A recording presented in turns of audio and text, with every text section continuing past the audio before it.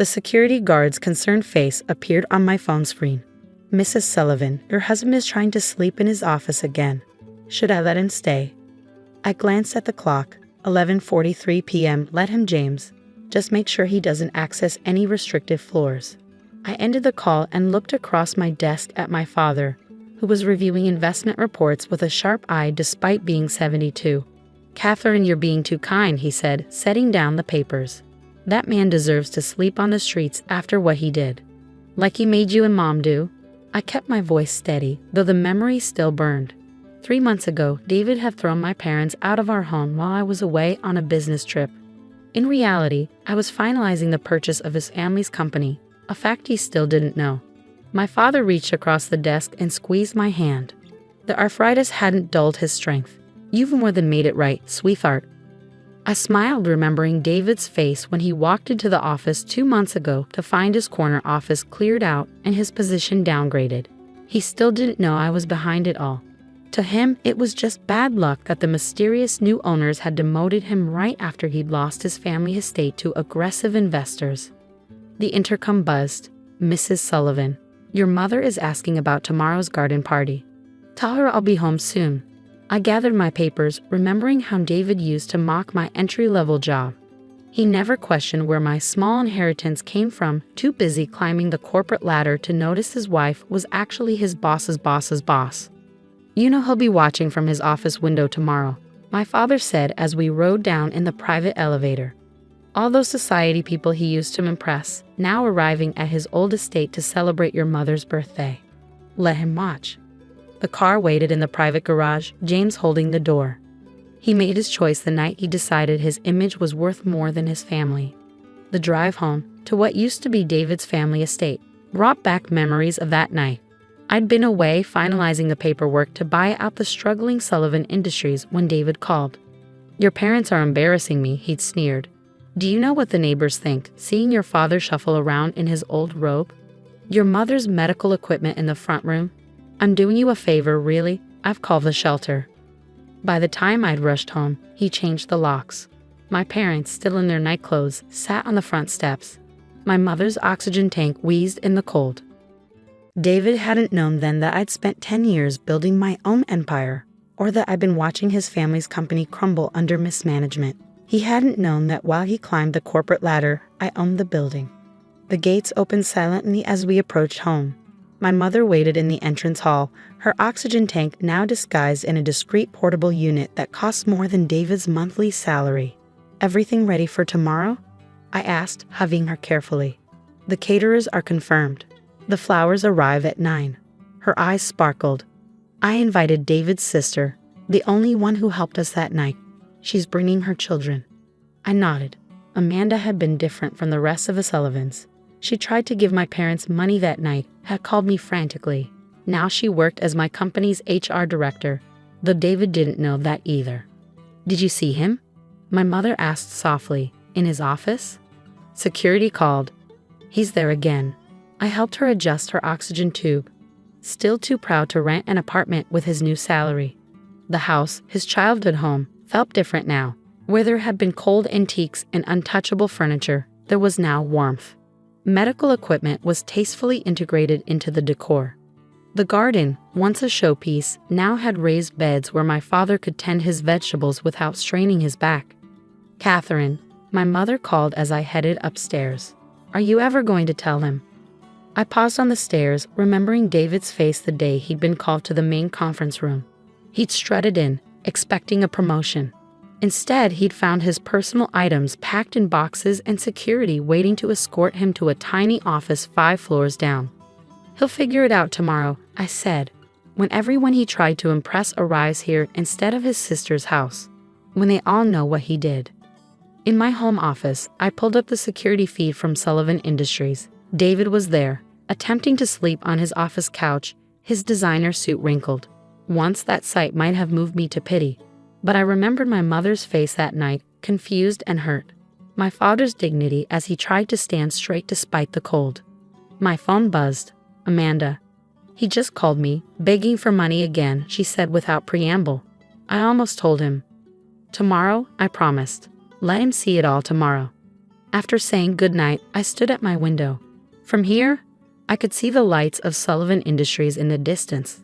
Somewhere in those lights, my husband was learning what it meant to lose everything that mattered. But unlike him, I'd made sure my family would never be cold or afraid again. The morning of my mother's garden party dawned perfectly. I watched from the master bedroom window as workers set up elegant white tents on the lawn. From his office window at Sullivan Industries, I knew David would have a clear view of everything. My phone buzzed with a text from Amanda. He's already at his window. Looks like he slept in his office again. I smiled, adjusting my pearls, the ones David once claimed were fake, not realizing they cost more than his annual bonus. The doorbell chimed, and I heard my mother greeting the first guests. Mrs. Sullivan. Our housekeeper appeared at my door. Your father asked me to inform you that Mr. David's parents have arrived. Perfect timing. I'd specifically invited Robert and Gloria Sullivan, knowing they still didn't understand how they'd lost their family estate. They believed some foreign investment group had bought it. Today, they'd learned the truth. I descended the grand staircase, the same one where David had proposed 5 years ago. Gloria Sullivan stood in the foyer, clutching her designer handbag like a shield. Her husband Robert looked lost without the authority he once wielded in this house. Catherine? Gloria's voice wavered. We weren't sure we should come. Nonsense. I smiled warmly. You're still family. Besides, there's something you should know about the company's recent changes. Robert's head snapped up. You know something about that? David's been destroyed by that demotion. Living in his office of all things. Yes, I kept my voice level. I know quite a bit about that. Shall we join the others in the garden? The party was in full swing. My mother held court from her favorite chair, her oxygen tank now a sleek, nearly invisible device. My father tended his prized roses, showing other guests the garden he created. All of David's high society friends were there, the same ones who had once looked down on my parents. I led David's parents to a private tent.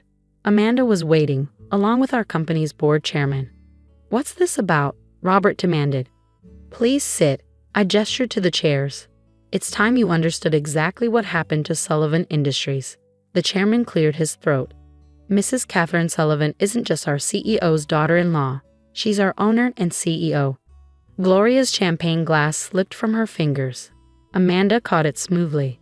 That's impossible, Robert sputtered. The company was bought by Summit Holdings. Summit Holdings, I said softly, is my company. Has been for 10 years. While David was working his way up from junior executive, I was building an empire. But you were just a secretary, Gloria whispered. No, Mother, Amanda cut in. That's just what David told you. Catherine has 3 degrees and runs multiple companies. She kept it quiet because she wanted David to love her for herself. I walked to the tent's opening, gesturing towards Sullivan Industries in the distance. Right now, your son is watching this party from his office window, the same office where he made the call to throw my parents out on the street. Robert's face had gone pale. We didn't know about your parents. David said they left voluntarily. Of course he did. I turned back to them. Just like he didn't tell you he changed the locks while they were still gathering their medications. Or that he laughed when my mother couldn't breathe properly because her oxygen tank was running low. Gloria started to cry.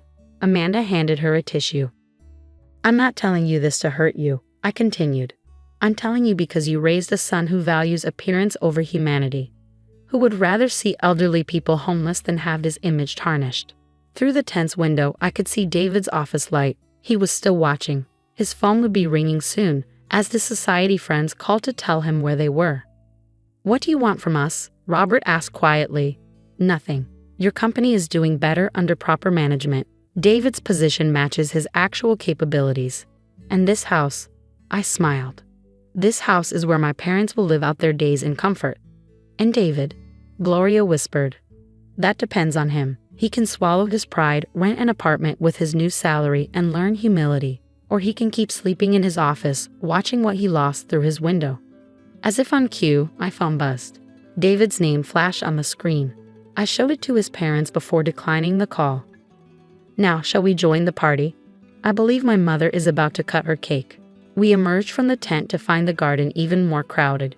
David's former business associates mingled with my executives. His society friends complimented my mother on her lovely home. My father proudly showed off his vegetable garden to renowned chefs who supplied my restaurant chains. I watched Gloria and Robert move through the crowd, seeing their son's world through new eyes. They'd learn, as David would, that true worth isn't measured in square footage or social standing. My phone buzzed again. Another text from the security guard at Sullivan Industries. Mr. Sullivan is requesting to leave early. He says he needs to speak with you urgently. I typed back, standard protocol. He leaves at normal business hours. Amanda joined me, champagne in hand. Brutal, sis. No, I watched my parents accept congratulations from people who once ignored them. Justice. As the sun began to set, casting long shadows across the manicured lawn, security alerted me to David's arrival at the gates. Right on schedule. Let him in, I instructed, catching Amanda's eye across the garden. She nodded, quietly gathering their parents and a few key guests near the main terrace. David's expensive car, now worth more than his annual salary, roared out the driveway.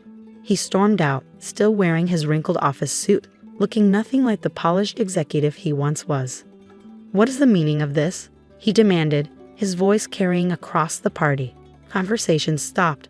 Guests turned to watch. I remained seated beside my mother, whose hand found mine and squeezed gently. Hello, David. Lovely of you to join us. Join you? In my house? He looked wild, desperate. You're all trespassing. This is my family's property. Actually, Amanda stepped forward. If you'd read the paperwork properly, you'd know exactly who owns this estate now. David's eyes darted between his sister and me. You're working for them? No, David. I stood slowly. She works for me. They all do. The silence that followed was absolute. Even the birds seemed to pause their evening songs. That's impossible, he whispered, but I saw the first flicker of understanding in his eyes. Summit Holdings? That's me. Sullivan Industries? Also mine. I walked toward him slowly.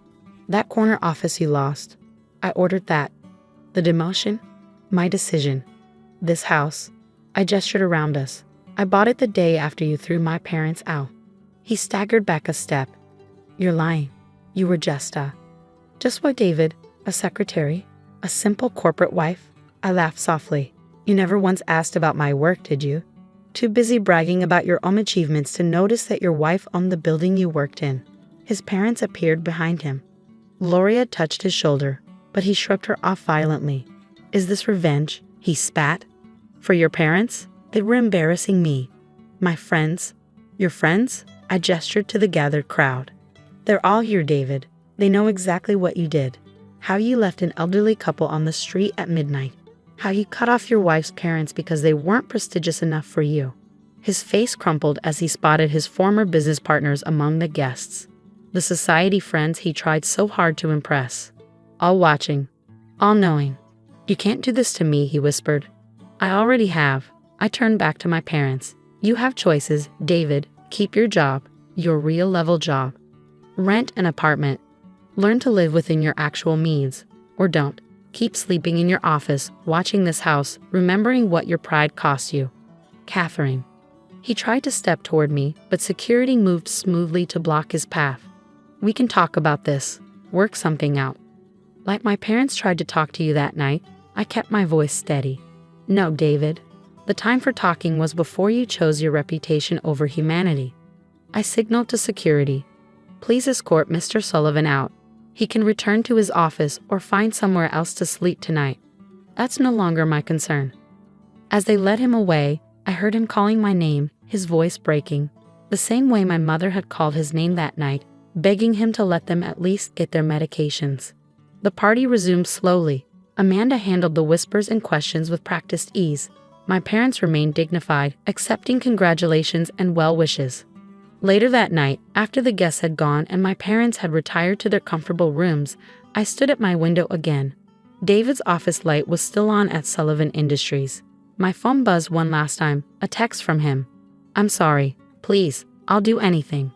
I left it unanswered, just as he had ignored my parents' pleas that night. Tomorrow, he would watch from his window as my mother tended her flowers and my father read his morning paper in the garden. He would see the life he threw away, the family he lost, all because he thought appearances mattered more than love.